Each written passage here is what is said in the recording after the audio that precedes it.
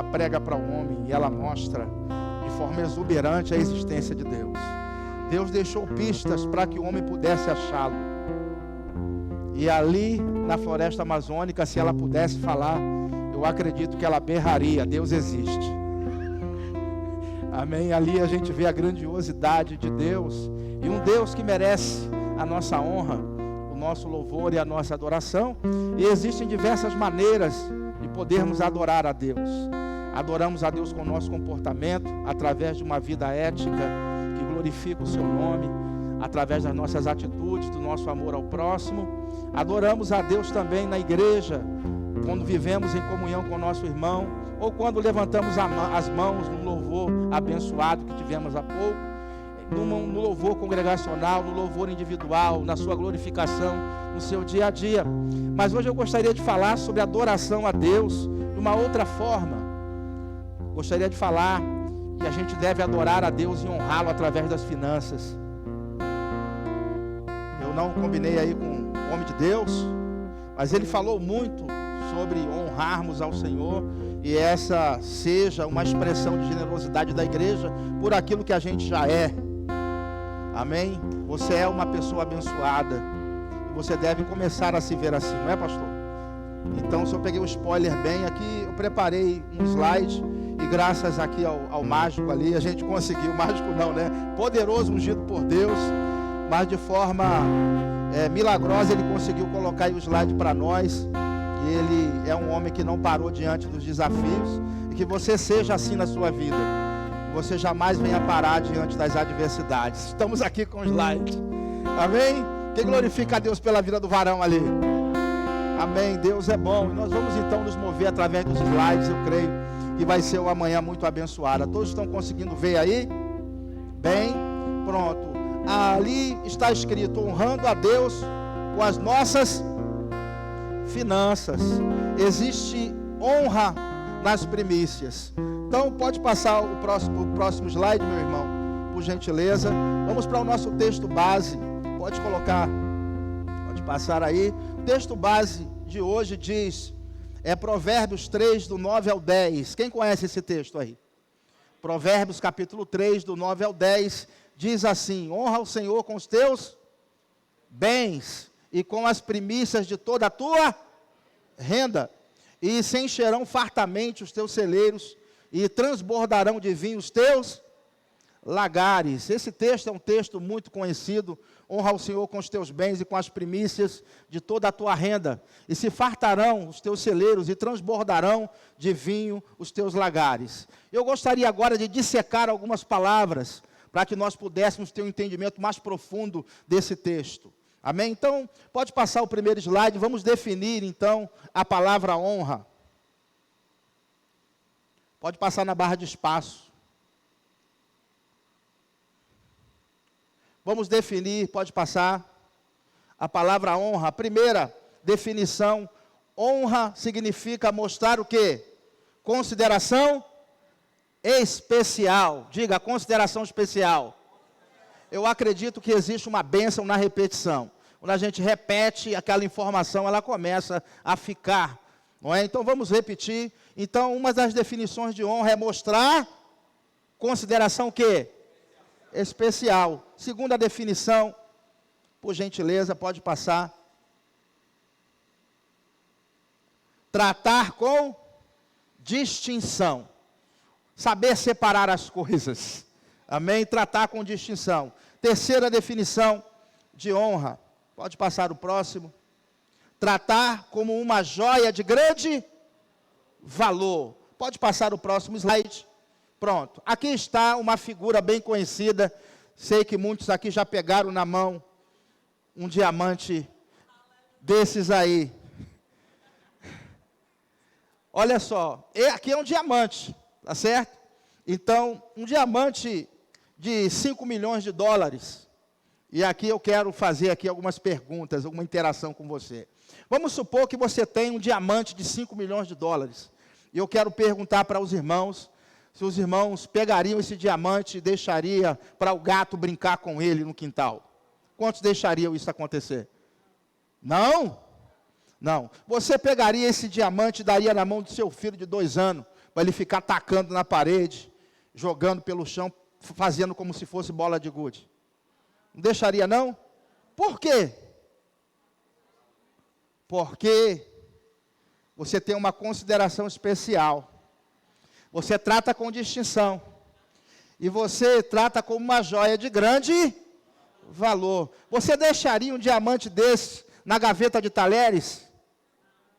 Você guardaria no lugar especial. Isso é honra, irmãos.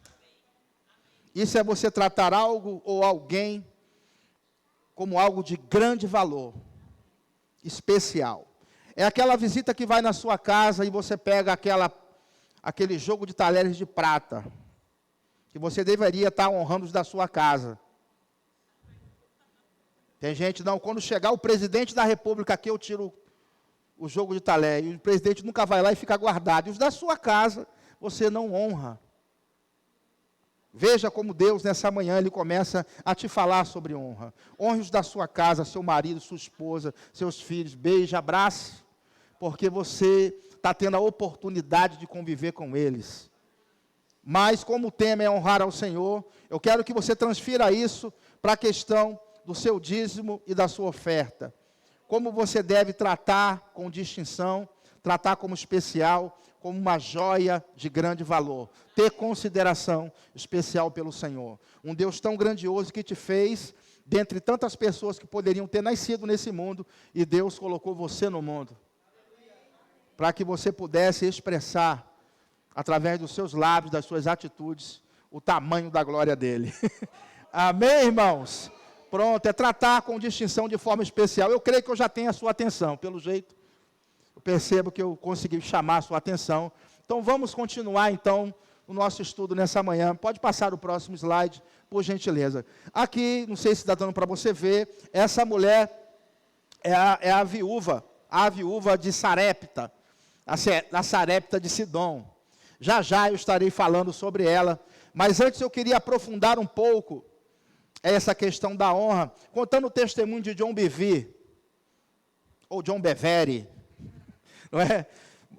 John Bevere, ele é um grande mestre da palavra, e ele teve a honra de levar os irmãos Osborne para jantar, Daisy Osborne e T.L. Osborne. Quantos conhecem esses dois evangelistas? Simplesmente, esses homens fizeram os milagres mais extraordinários. Membro amputado crescer, criança sem olhos, e o olho sair de dentro para fora, milagres extraordinários. E ele, então, teve a oportunidade, ele estava muito ansioso para fazer algumas perguntas. Então, quando ele se sentou na mesa com eles, ele fez a pergunta que não queria calar.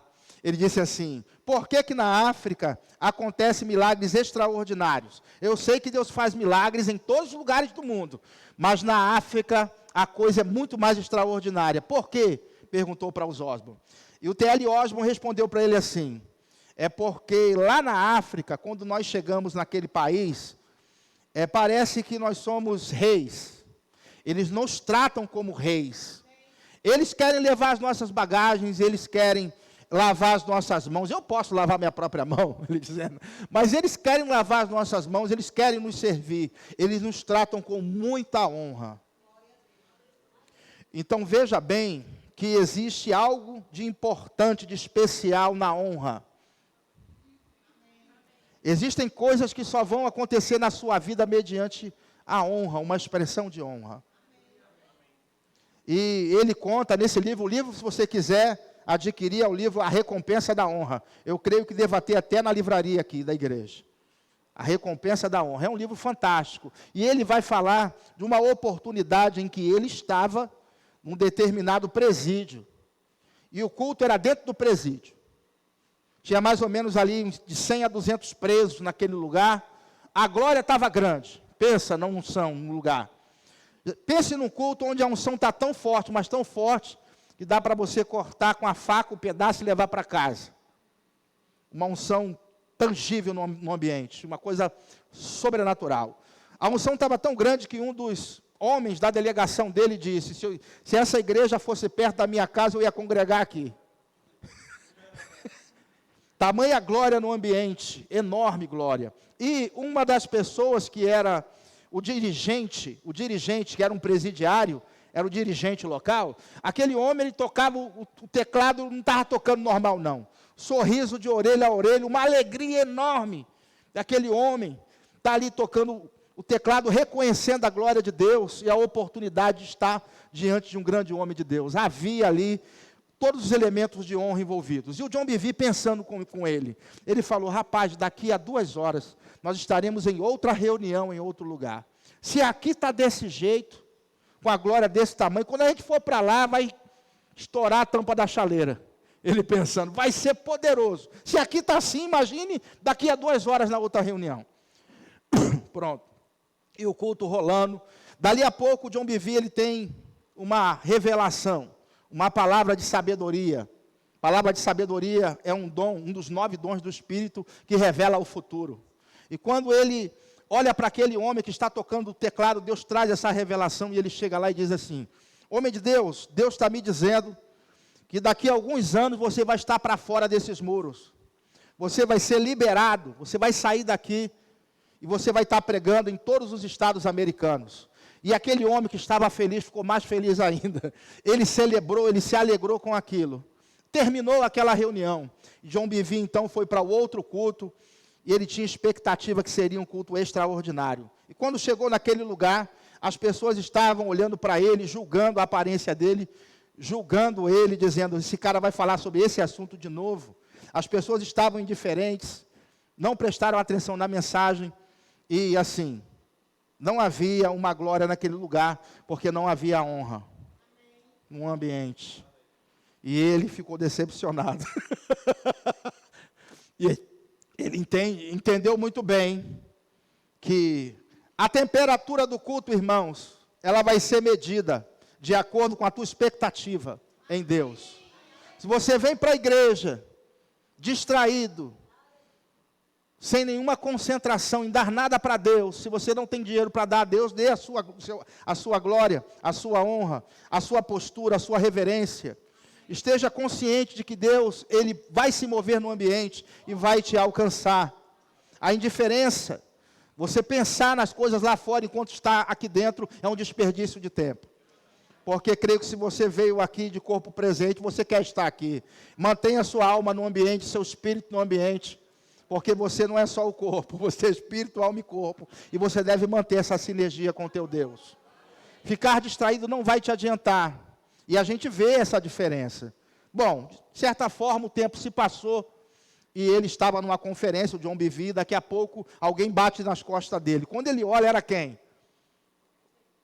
O tecladista. Ele olhou para o homem, e ele se lembrou do homem, o homem perguntou para ele, está lembrado de mim, irmão John? Ele falou, claro, quem ia esquecer daquele culto, daquele presídio?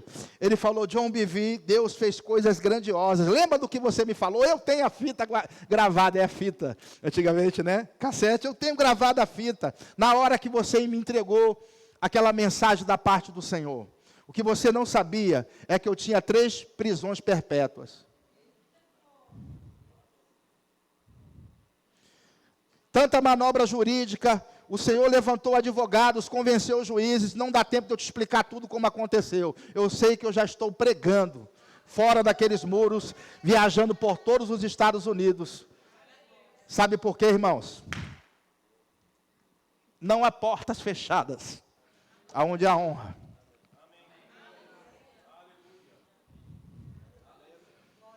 A honra abre portas, é a chave de acesso para o seu milagre.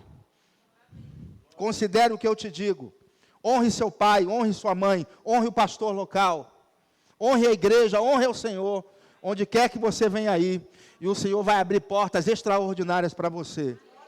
Sabe, não é estar no reino de Deus indiferente, não, é estar no reino de Deus conectado. E uma das vias de acesso para o milagre é a honra, com certeza. Tudo bem? Vamos definir primícias agora? Glória a Deus, você já entendeu o que é a honra muito bem. Pode passar o próximo, meu irmão, por gentileza. Primícias. Honra o Senhor com os teus bens. Honra você já sabe o que é. E com as primícias, diga primícias. Vamos lá. Definição de primícia. Vem do hebraico reshit. E significa, pode passar o próximo, primeiro, diga primeiro. Depois, melhor. Depois, parte principal. Depois, parte o quê? Selecionada. Primeiro, o melhor, parte principal e a parte selecionada. Aqui entra a oferta da viúva de Sarepta. Houve uma fome em Israel e essa fome durou 3 anos e meio. Elias, o profeta, ele ficou 6 meses num ribeiro chamado Ribeiro de Querite. E os corvos vinham trazer carne durante o dia e à tarde pão no bico para ele. Não sei onde era a fonte. Não me pergunte, eu sei que todos os dias era trazido. Amém? Não tem como você explicar o milagre. É apenas viver e se deliciar. Glória a Deus. Chega um momento em que o ribeiro secou, a sua missão havia mudado. Você deve prestar atenção nas fases da sua vida. Muitas vezes aquilo já se esgotou. E você permanece ali. Você tem que entender as estações, irmãos, da sua vida. Saber discernir isso é importante. E ele foi e discerniu. A sua missão havia mudado e veio a palavra do Senhor a ele, dizendo, vai a Sarepta de Sidom, porque eu ordenei a uma viúva que te sustente. Bom, o profeta poderia duvidar, porque eu vejo que é mais milagre o corvo trazer pão no bico e carne do que a viúva sustentar alguém em Israel. Porque não havia INSS. Quando uma viúva, ela acabara de ficar viúva, ela não tinha esse recurso. Ela vivia do sustento dos parentes que sentiam misericórdia. E chegavam ali com alguma ajuda, ou vivia de algumas dádivas que eram dadas pelo templo, porque o dízimo na época do Antigo Testamento servia também para alimentar os órfãos e as viúvas. Uma parte ia para os sacerdotes, outra parte para alimentar as viúvas e os órfãos, e outra parte servia para custear as festas fixas de Israel, festa das semanas, festa do Pentecostes e por aí vai. Então, era muito difícil uma viúva ter condições de sustentar um profeta, mas ele creu. E ele foi assim. Quando ele chegou lá e viu a mulher, Deus apontou que a viúva era aquela. E a mulher estava indo preparar a última refeição. Não havia provisão para ela para a próxima refeição. Era só aquilo. Ela tinha um pouco de azeite e um pouco de farinha numa botija. Preste atenção, irmãos, que Deus, antes de enviar o milagre para você, Ele vai enviar uma palavra para que você creia. Porque a fé vem pelo ouvir a palavra de Deus. A palavra está sendo enviada nessa manhã, para que você creia. Elias tinha a palavra e a mulher tinha os elementos para se fazer um milagre, porque para Deus nada é pouco se Ele pode multiplicar. Amém? Quando o profeta olha aquela mulher, ele diz a ela, e aí, eu quero que você faça primeiro para mim. Primeiro para mim, fala que ela tinha que separar a primeira parte para ele, e eu penso que a primeira parte é o melhor. Penso também que é a parte principal, e penso que é a parte selecionada, sim ou não? Isso é primícia. Por que Deus quis a primícia? Localizar o coração da pessoa. Deus já sabe onde o coração da pessoa está, mas Deus quer que você participe no relacionamento, saiba o que é nocivo para você na caminhada e vá tirando da sua vida. O confronto é necessário, situações difíceis vão aparecer para você, o confronto é necessário para que você se conheça. Conhecer a Deus é conhecer a si mesmo também. Porque quando você vai se aproximando da luz, mais defeitos vai aparecer, esses defeitos precisam ser eliminados. Quando você se converte, você fica louco para se livrar daqueles pecados mais grosseiros, é ou não é? E aí, depois que você os vence, Deus te mostra uma outra lista mais refinada. Depois você vence essa lista, Ele te mostra mais outra. Se Ele mostrar tudo de uma vez, tu não fica aqui não, né? Não é assim, irmãos? É desse jeito. É um processo. Tudo é um processo. E ali, aquela mulher, ela prontamente obedeceu. Ela sabia que ela tinha que separar a parte principal para o profeta. As primícias, Deus estava exigindo as primícias, o primeiro, localizando o coração. E ela foi e obedeceu. A Bíblia diz, Jesus falando nos evangelhos, que haviam muitas viúvas em Israel, na época do profeta Elias, mas só a Serepta de Sidom que foi visitada. Deus olha para as pessoas que são potenciais, aquelas que estão numa situação difícil, mas que Ele quer mudar. Sabe, a sua situação difícil para Deus não é nada. Ele te atraiu a esse lugar, porque muitas pessoas passam aqui na porta, são atraídas para esse lugar, mas não querem entrar. Mas você resolveu entrar. Você resolveu entrar, está experimentando mudança de vida, Ele quer melhorar isso. Tá bom? Mas Ele quer melhorar. Porque o bom é inimigo do melhor, né? O bom é inimigo do melhor. Aquela mulher estava experimentando o período de fome, era a última refeição dela. Agora imagina aí, eu quero que você viaje comigo um bocado. Imagina aí você ter um pouco de azeite e um pouco de farinha, e é o último, né? Aqui está a vasilha, e você vai jogar a farinha, e você vai jogar o azeite. Quando você arriar, enche de novo. Ó, a primeira vez ela, uau! Refeição garantida, a outra refeição já está garantida. Imagina aí que agora ela joga de novo, e quando ela arreia de novo, se enche de novo. Isso no primeiro dia, o segundo, a primeira semana, a segunda semana, 1 mês, 2 meses, 6 meses, 1 ano, 2 anos, 3 anos.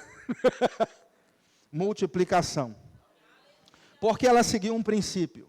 Deus trabalha com princípios, com leis. Ninguém quer testar a lei da gravidade pulando de um prédio que sabe que funciona, né? Funciona ou não funciona? São leis, princípios que Deus estabeleceu para te alcançar mesmo, irmãos.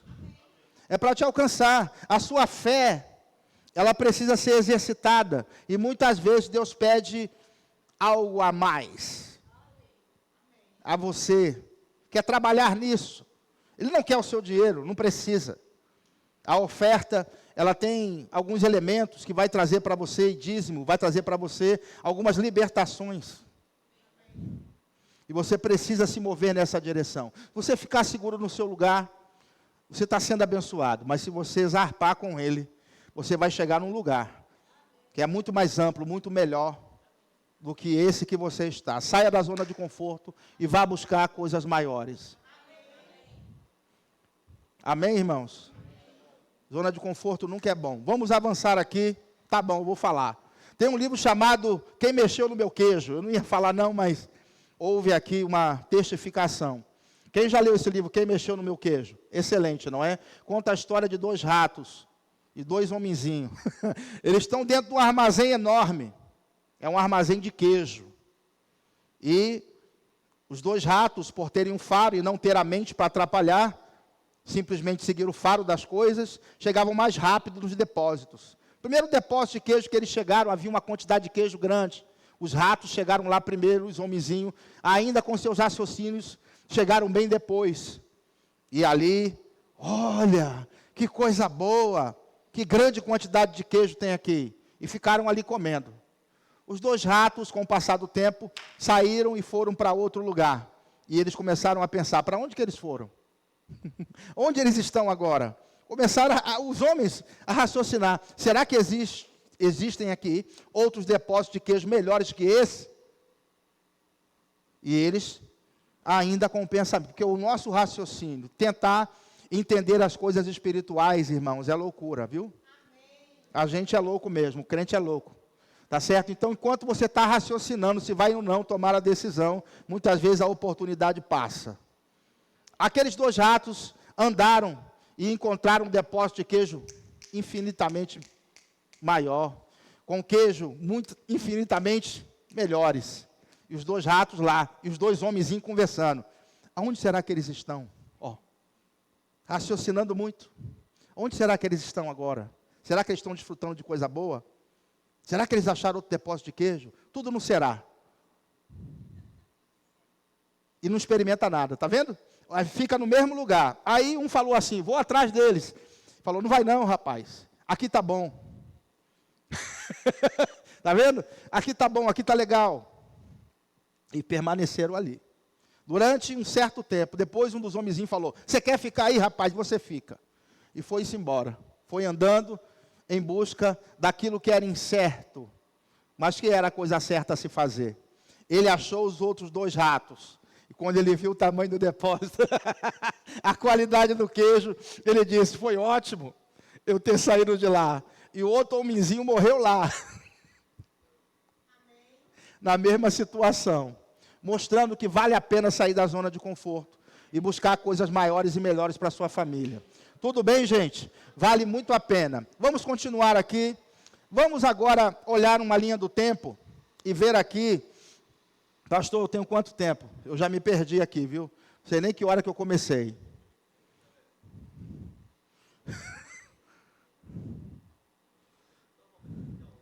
Onze horas, né? Tá certo. Normalmente. Eu creio que vai terminar 11. Quem crê comigo? Vamos lá. Olha aqui a linha do tempo no livro de Gênesis, da palavra primícias aparecendo. Quem quer ver comigo? A palavra primícia. A linha do tempo, a primeira ocorrência é em Gênesis 4. Pode passar o próximo. Gênesis capítulo 4, na oferta de Caim e Abel. A segunda aparição é em Gênesis 49, 3, dizendo que Rubens, o filho de Jacó, é as suas primícias, ou o primeiro filho. A outra é Êxodo 23, 19, quando Deus falou para Moisés que o povo deveria trazer as primícias. Então a gente vê as primeiras 3 ocorrências no livro de Gênesis. Não dá para ver as 3, mas eu quero pegar com você essa parte aqui de Gênesis 4:4, a oferta de Caim e Abel. Pode passar o próximo, por gentileza. Vamos lá. Vamos ver o que... Pode passar. Bom, a oferta de Caim, ela foi rejeitada. Quem quiser abrir aí, ou quiser ler aqui comigo, Gênesis 4, do 3 ao 5, diz, aconteceu que no fim de uns tempos, trouxe Caim do fruto da terra uma oferta ao Senhor. Abel, por sua vez, trouxe das primícias do seu rebanho. Trouxe as primícias? Trouxe as primícias do seu rebanho, e da gordura deste. Agradou-se o Senhor de Abel e de sua oferta, ao passo que de Caim de sua oferta não se agradou. Então, tem muita gente que entra num debate, por que Deus se agradou da oferta de Caim, de Abel, aceitou a oferta dele e rejeitou a oferta de Caim? Por quê? Tem muita gente que diz assim, porque o Abel trouxe de animais, e aí tinha um derramamento de sangue, e a de Caim ele não aceitou porque era vegetal. Tem muita gente que vem, né, pensando sobre essa questão. Mas eu creio que está mais ligado à qualidade da oferta. Porque na hora que você traz a oferta, tanto a oferta que você traz está sendo analisada pelo controle de qualidade, quanto o ofertante também está sendo analisado. Nesse caso, o coração do ofertante. Porque a oferta expressa o que está no coração. A boca fala do que está cheio do coração, e a oferta também fala do que está cheio o coração. Se há honra na oferta, certamente que Deus vai se agradar também do ofertante. E a gente vai ver isso acontecendo em várias passagens do Antigo Testamento. E no Novo Testamento também a gente vai ver isso, essa realidade sendo mostrada, e mostrando que esse é um princípio a ser considerado. Tudo bem? A gente vê que o Abel trouxe as primícias do melhor que ele podia, a parte principal, a parte selecionada. Agora, não fica muito nítido porque a oferta de Caim foi rejeitada. Eu sei que ficou aquém pelo contraste que é feito, mas eu gosto de investigar. Então, eu comecei a investigar. Existe um livro chamado Livro de Jasher. Quem já ouviu falar? Ou o Livro dos Justos. De fato, quase ninguém ouviu falar. Eu tinha 26 anos de crente e vim descobrir ano passado. Está vendo aí? Vale a pena estudar ou não vale? Vale. O livro de Jasher, ou o Livro dos Justos, ele é citado na Bíblia. Algumas passagens foram extraídas desse livro e colocadas na Bíblia. Ele serve como uma fonte histórica, tudo bem? É uma fonte extra-bíblica, eu posso usar como história. E no livro de Jasher, exatamente nessa passagem, vai me mostrar como é que estava o coração do Caim. Quem quer saber aí? Primeiro eu vou te mostrar as 2 passagens que foram extraídas do livro de Jasher e colocadas na sua Bíblia. Pode passar o próximo. As 2 passagens é a seguinte. Pode passar. A primeira passagem é Josué capítulo 10, versículo 13. E a segunda é 2 Samuel capítulo 1, versículo 18. A passagem de Josué é essa aqui. E o sol se deteve e a lua parou, até que o povo se vingou de seus inimigos. Isso não está escrito no livro de Jasher? Percebe? Então, essa passagem foi extraída do livro de Jasher.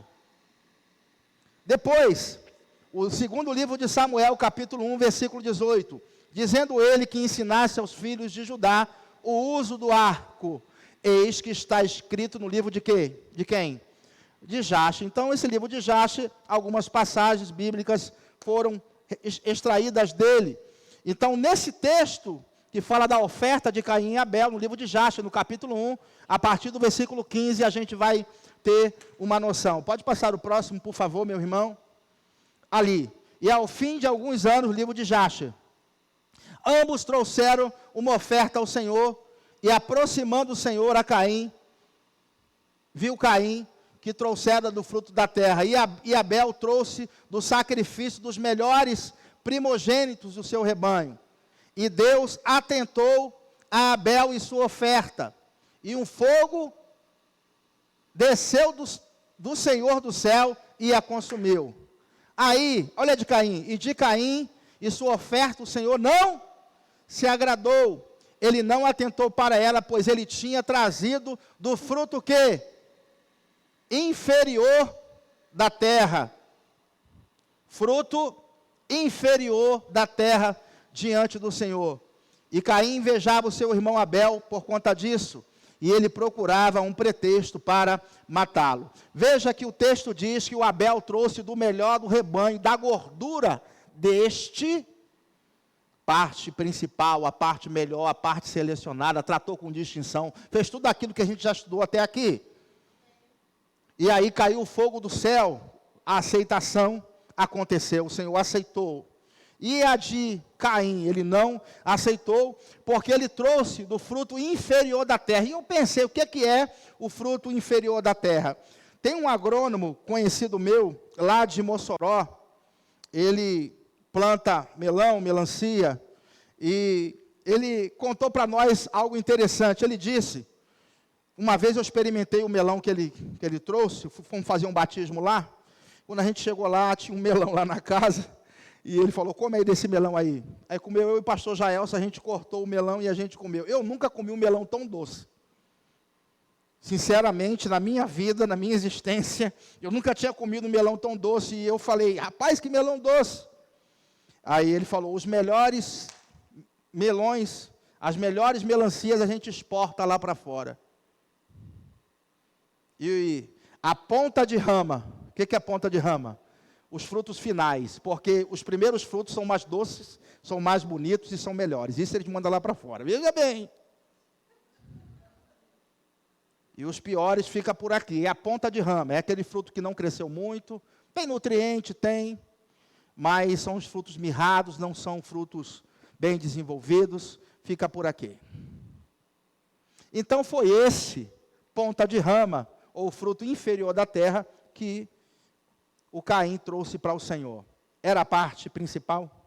Era a parte selecionada? Havia honra nessa oferta? Não. Então, por isso, a oferta dele não foi aceita. E essa história é bem interessante, porque a gente consegue ver ao longo do relato bíblico, que quando você trata um rei ou um governador com honra, essa pessoa te favorece, ela te dá acesso. Isso é bíblico, irmãos. Lá, quando você vai ler o livro de Malaquias, Deus está insatisfeito com os sacerdotes, porque esses estavam oferecendo animal manco, animal cego, animal coxo, oferecendo na casa de Deus.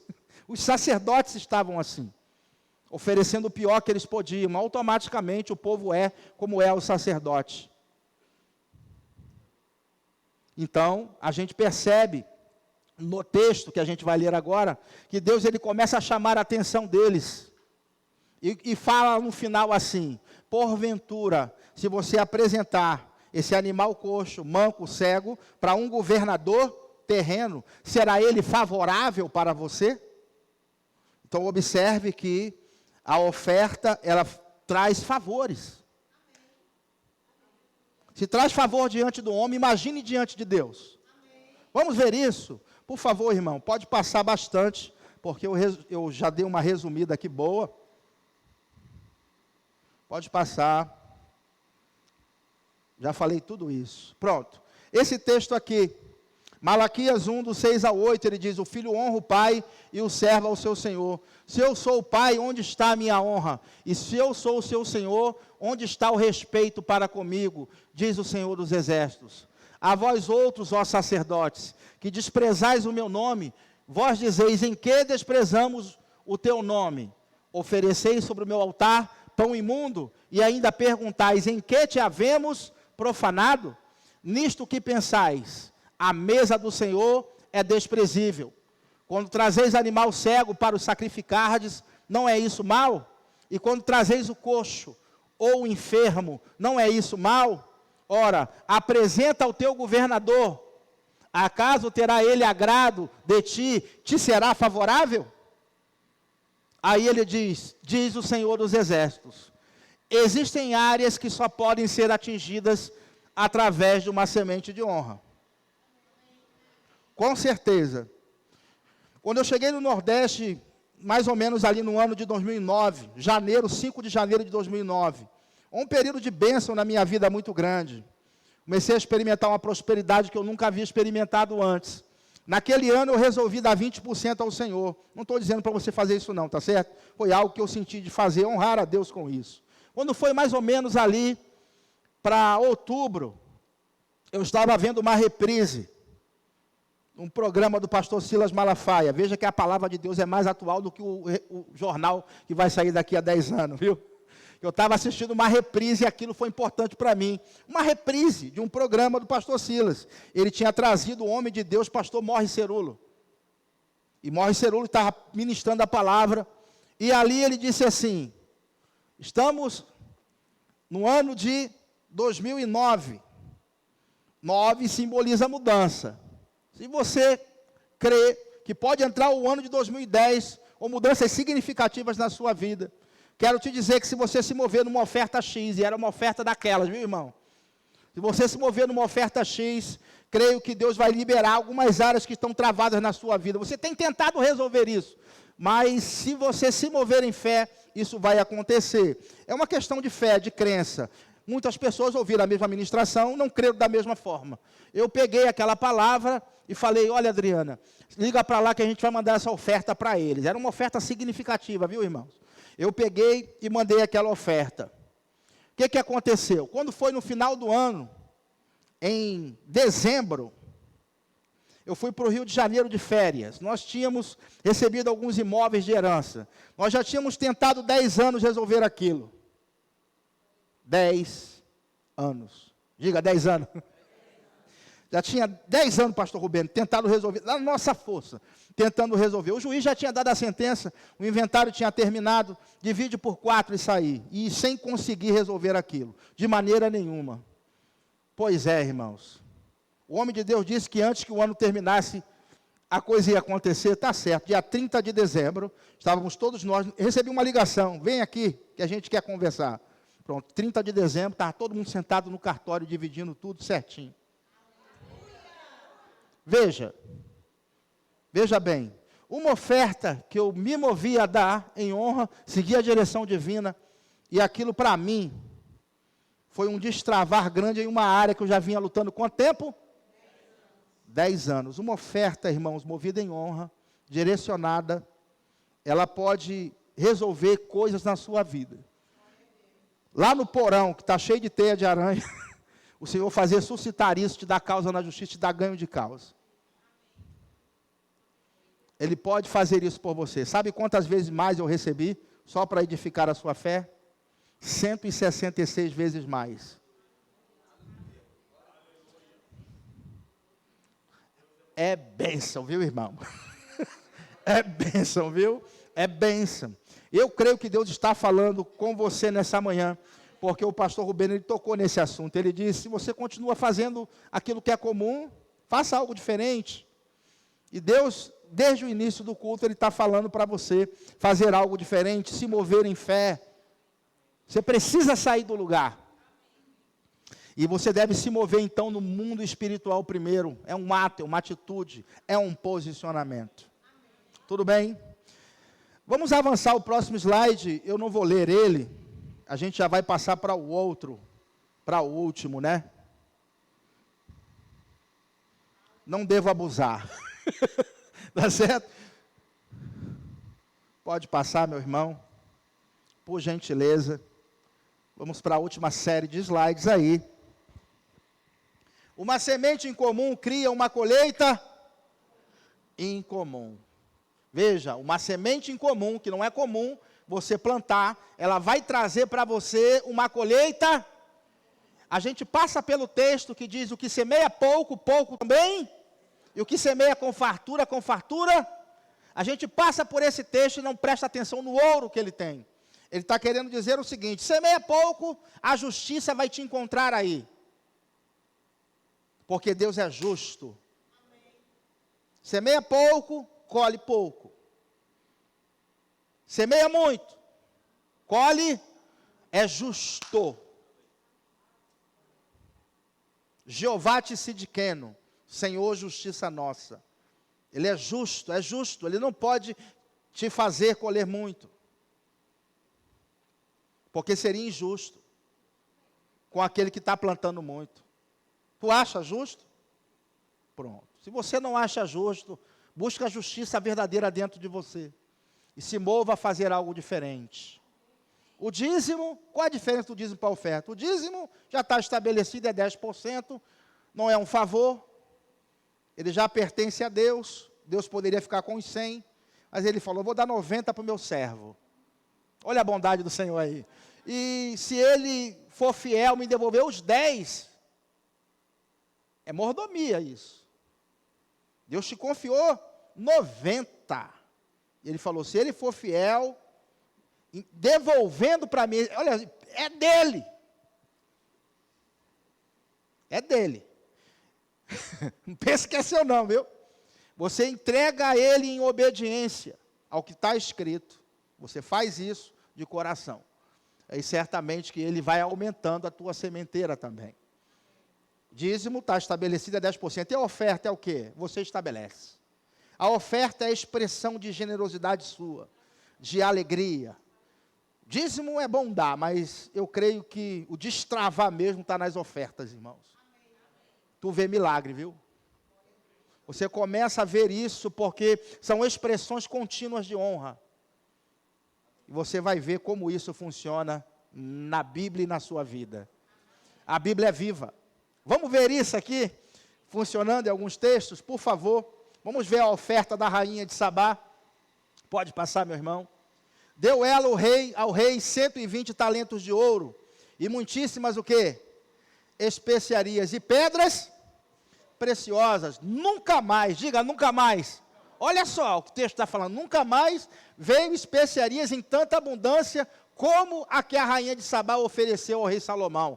Era a parte principal, era a parte selecionada, havia honra envolvida. Era algo extraordinário, a ponto deles reconhecerem, e está registrado na sua Bíblia. Foi tão significativo que ficou registrado.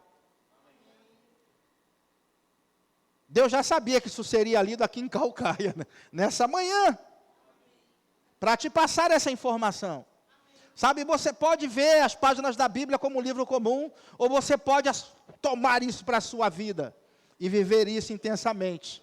Aí ele diz assim: também as naus de Irão, que de Ofir transportavam ouro, traziam de lá grande quantidade de quê? De madeira de sândalo e pedras preciosas.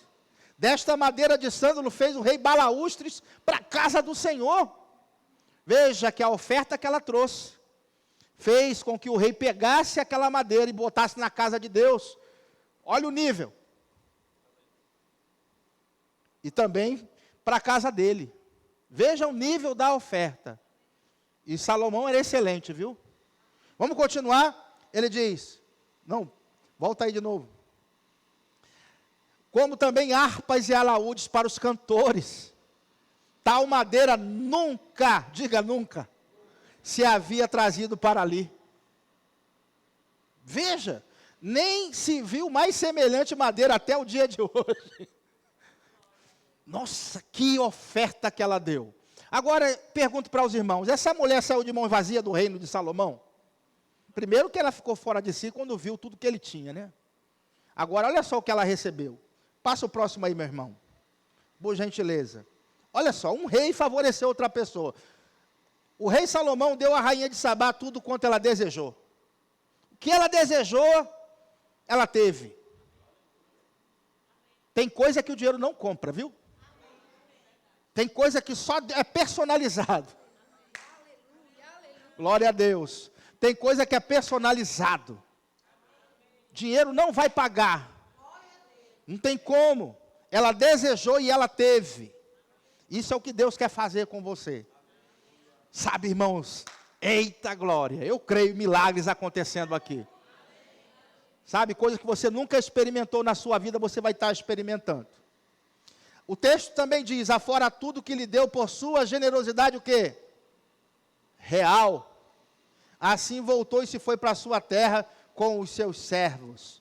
A generosidade real aconteceu na vida dela, por causa da sua generosidade também em dar. Agora, olha só, nada se compara à próxima oferta. Foi pancada. Pode passar o próximo, nada se compara a isso aqui. A oferta de Salomão. Vamos ver. Foi o rei a Gibeão para lá sacrificar, porque era o alto maior. Olha só, cara. Aí diz, ofereceu 1000 holocaustos. Salomão naquele altar em Gibeão. Apareceu o Senhor a Salomão de noite, em sonhos, e disse-lhe Deus, pede o que queres que eu te dê. Você pode procurar na Bíblia, você não vai achar uma oferta tão alta quanto de 1000 holocaustos. Ninguém até aqui havia oferecido uma oferta dessa envergadura. Ele mandou sacrificar 1000 holocaustos para o Senhor. Que oferta que ele deu. Alguns textos dizem que naquela mesma noite, Deus não esperou nem amanhecer o dia, apareceu para ele em sonho e disse aí, pede o que quer que eu te dê. Favor divino, irmãos. Mediante a expressão de generosidade, a oferta chama a atenção de Deus, porque é uma expressão de adoração, porque os homens brigam pelo dinheiro, e quando você faz de coração, entrega para Deus, porque você dá a homens aqui que recebem, mas quem está recebendo é Jesus. A Bíblia fala que aqui são homens mortais que recebem, mas ali é aquele de quem se testifica que vive. Aleluia, o sacerdote Jesus, no tabernáculo verdadeiro, espiritualmente, ele recebe a sua oferta. E olha só, Deus falou para ele, pede o que você quiser. E ele falou, Deus, eu quero sabedoria para governar esse povo. Nossa, Deus falou, estou tão feliz contigo, cara. Você não pediu dinheiro, você não pediu descanso dos seus inimigos, está certo. Eu vou te dar sabedoria como nenhum outro.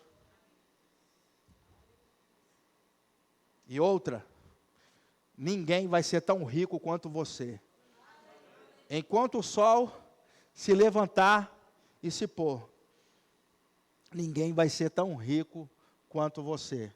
E te darei de bônus descanso dos seus inimigos. Nossa! Diga, uau!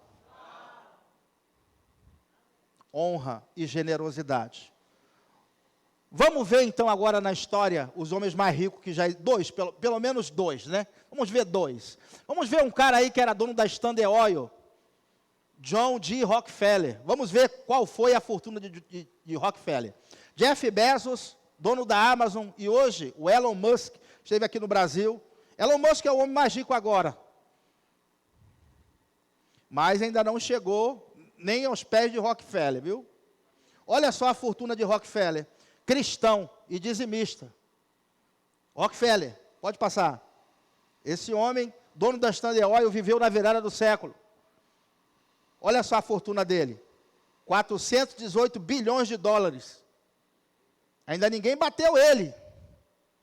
Aí, quem não conhece a Bíblia, diz assim, Rockefeller foi o homem mais rico que já existiu. Mas, cara, fazendo os cálculos da fortuna de Salomão, nos dias de hoje. Vamos ver quanto é que era. Quem está curioso aí? Glória a Deus. Vamos ver a fortuna de Salomão. Olha só. Pode passar. 2,2 trilhões de dólares. É ruim de bater, viu?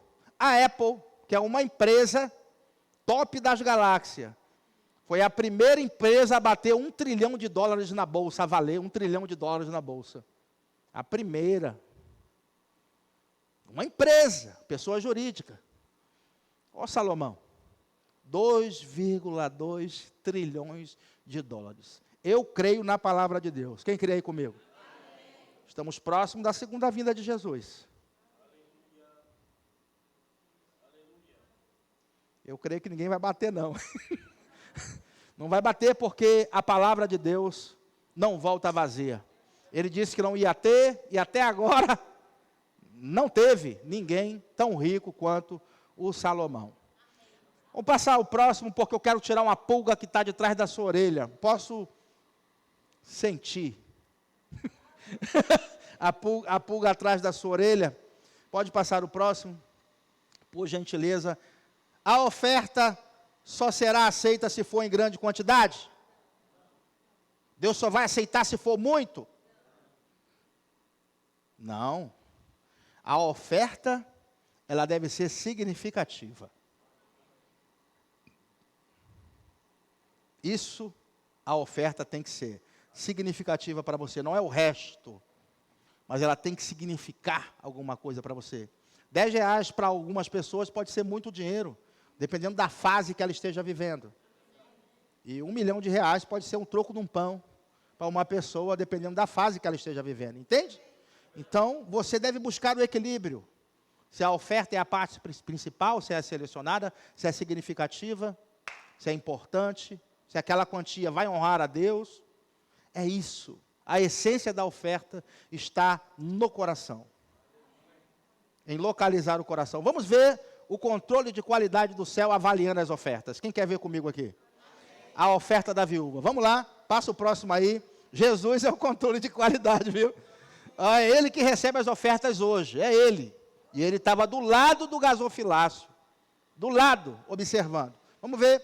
Estando Jesus a observar, viu os ricos lançarem suas ofertas no gasofilácio. Os ricos lançaram as suas ofertas? Sim.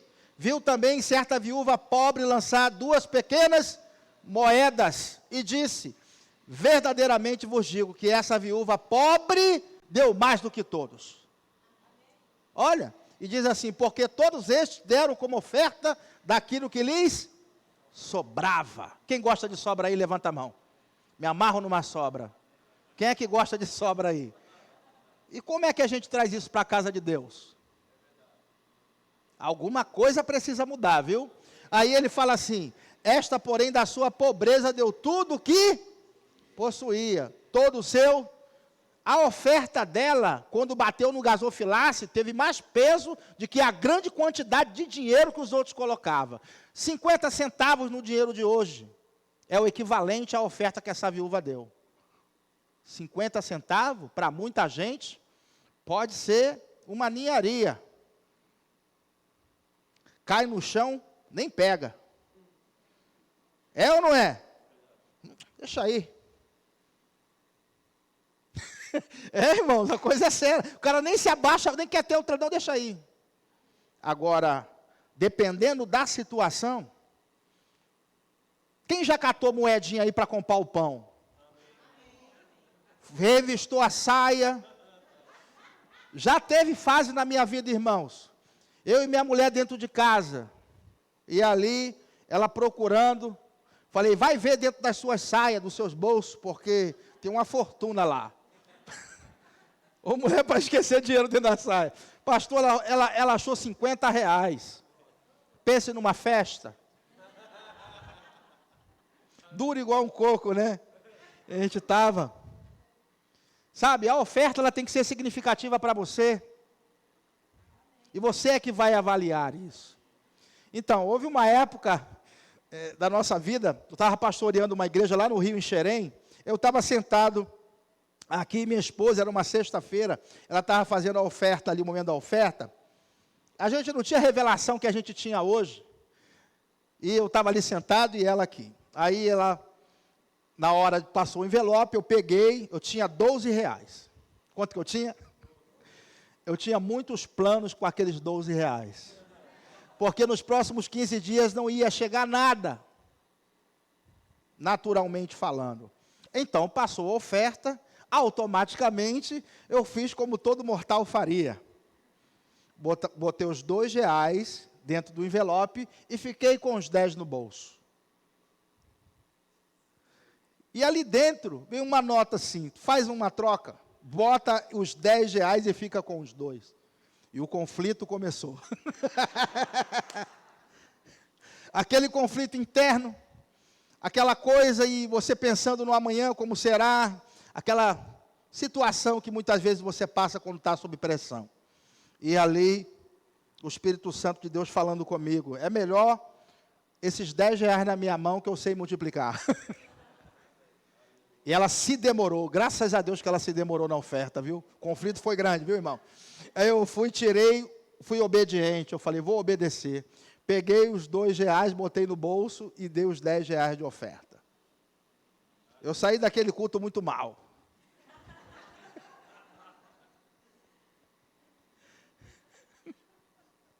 Eu falei, meu Deus do céu. Mas tudo bem.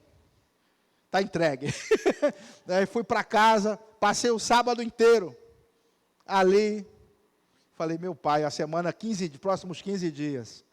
Rapaz, quando foi de manhã cedo, o irmão lá, nunca tinha ido lá em casa, aquele irmão, cara, de outra igreja, um amigo. Ele chegou lá, bateu no portão, falou, pastor, eu fiquei a noite inteira pensando no senhor. Aí ele falou assim, eu precisava fazer isso. Ele tirou do bolso, irmãos, R$240 e me entregou. Olha, irmãos, R$240. Eu já estava no lucro. Estava ou não estava? Estava no lucro. Para mim, ótimo.